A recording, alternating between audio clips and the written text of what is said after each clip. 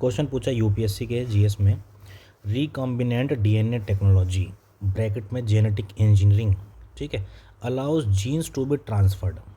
पहला है across different species of plants, एक स्पीशीज़ के प्लांट से दूसरे स्पीशीज़ के प्लांट में, from animals to plants, from microorganism to higher organism. देखो ये तीनों ही स्टेटमेंट सही हैं। सबसे पहली बात तो टेक्नोलॉजी की बात की है, बट डीएनए टेक्नोलॉजी, अगर टेक्नोलॉजी की बात करते हैं तो यूपीएससी के अगर हम रिकॉर्ड्स देखें तो टेक्नोलॉजी में ऑलमोस्ट सभी पॉसिबल होते हैं एक टेक्नोलॉजी द्वारा, वो भी जेनेटिक इंजीनियरिंग जैसे टेक्नोलॉजी द्वारा।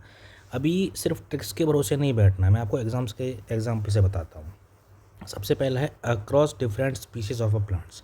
तो सही है, जैसे कि एक प्लांट स्पीशीज़ से दूसरे में हर्बिसाइड रेसिस्टेंस का जीन ट्रांसफ़र करना, हर्बिसाइड रेसिस्टेंस का जीन ट्रांसफ़र करना। दूसरा है फ्रॉम एनिमल्स टू प्लांट्स, ये भी सही है।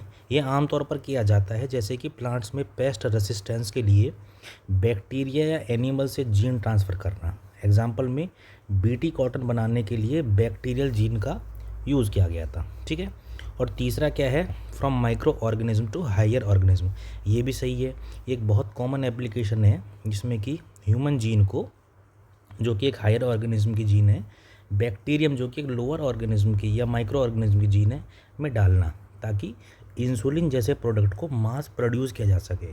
ये बैक्टीरियल जीन्स को प्लांट्स में रेजिस्टेंस के लिए ट्रांसफ़र किया जाता है, ठीक है। तो ट्रिक क्या है कि अगर टेक्नोलॉजी की बात है तो यूपीएससी में ऐसे क्वेश्चंस में सभी ऑप्शन सही होते हैं, ठीक है।